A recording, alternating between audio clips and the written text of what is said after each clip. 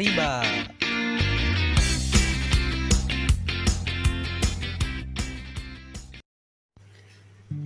Manusia adalah makhluk sosial yang tidak bisa lepas dari bermuamalah antara satu dengan lainnya. Namun, tahukah kamu, perilaku riba ternyata sudah membudaya dalam kehidupan masyarakat? Hal ini dikarenakan kurangnya pengetahuan masyarakat tentang praktik keharaman riba. Lalu, apa sih riba itu?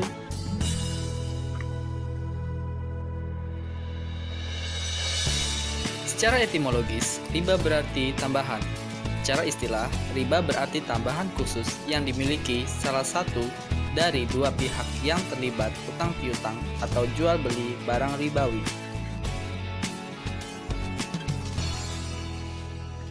Jadi, secara umum yang dinamakan riba adalah pengambilan tambahan baik dalam transaksi jual beli maupun pinjam meminjam tanpa diimbangi oleh suatu transaksi yang dibenarkan oleh syariah.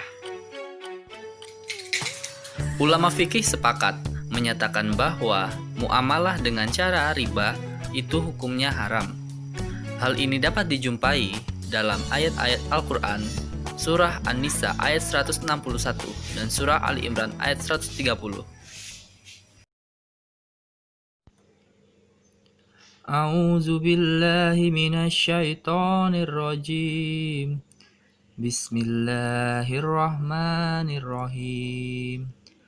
Ya ayyuhallazina amanu la ta'kulur riba ad'afam mudha'afah wattaqullaha la'allakum tuflihun. Wahai orang-orang yang beriman, janganlah kamu memakan riba dengan berlipat ganda dan bertakwalah kepada Allah agar kamu beruntung. Quran Surah Al Imran ayat 130. Menurut ahli fikih, riba dapat diklasifikasikan menjadi 4 macam, yaitu riba fudl, riba qardli, riba yad, dan riba nasi'ah.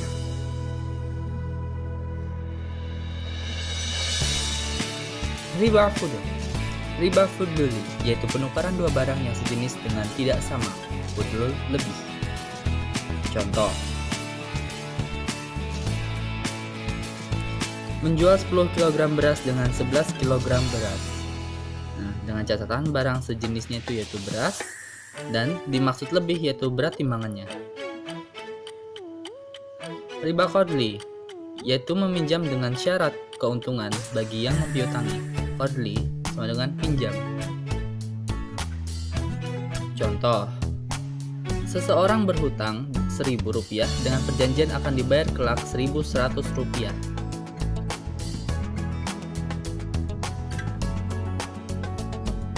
Kemudian ada ribayat. Ribayat yaitu berpisah sebelum timbang terima. Jadi, orang yang membeli sesuatu barang, sebelum ia menerima barang yang dibeli dari si penjual, tidak boleh menjualnya kepada siapapun, sebab barang yang dibeli dan belum diterima masih dalam ikatan jual beli yang pertama, belum menjadi milik yang sebenarnya bagi pembeli atau sepemilik. Lalu ada riba nasi'ah. Bocil, minggir.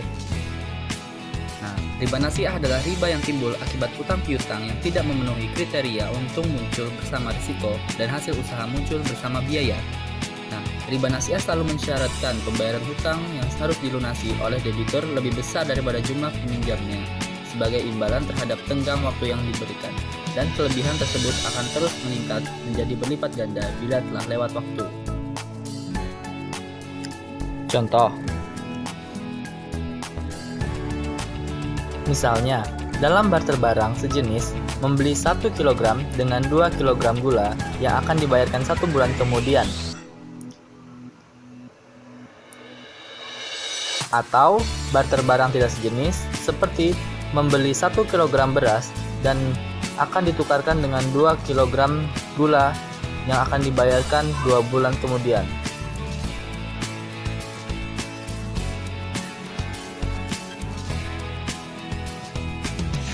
Lalu adapun pendapat mazhab Maliki tentang ilat diharamkannya riba pada emas dan perak adalah harga, Sedangkan mengenai ilat riba dalam makanan, mereka berbeda pendapat dalam hubungannya dengan riba nasi'ah dan riba fadl.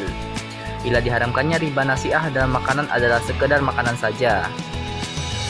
Lalu ilat diharamkannya riba fadl pada makanan adalah makanan tersebut dipandang sebagai makanan pokok dan kuat disimpan lama.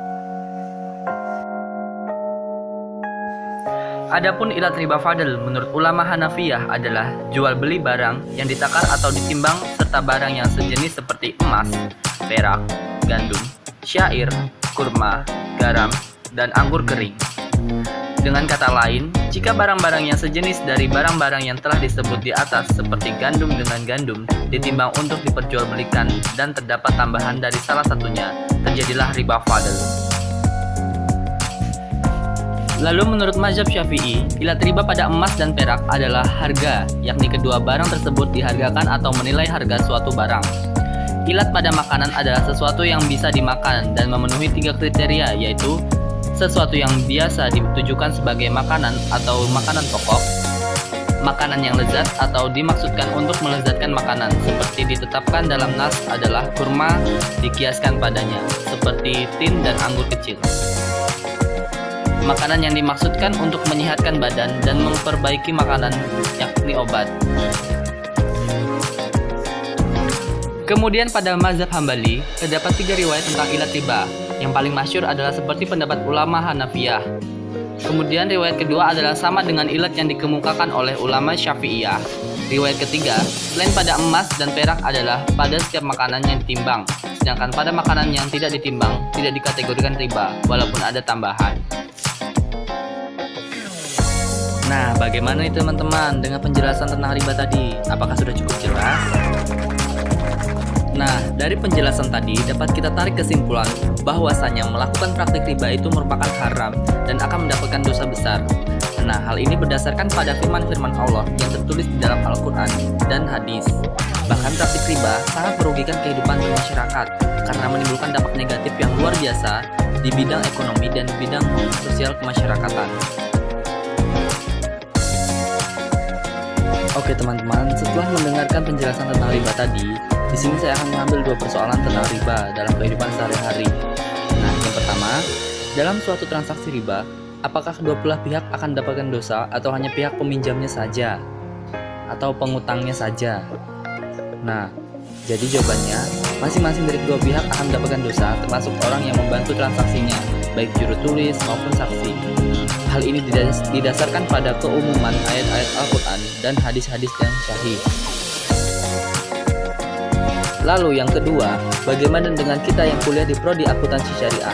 Apakah jalan satu-satunya juga harus bekerja di bank? Nah, mengenai hal ini juga tidak pasti, sebab akuntansi juga banyak dibutuhkan di perusahaan-perusahaan dan perkantoran yang tidak menggunakan unsur riba. Namun, hal ini juga yang menjadi permasalahan anak-anak akuntansi syariah. Di sini kita harus bisa memilih dan benar-benar tahu apakah perusahaan tersebut melakukan transaksi riba atau tidak.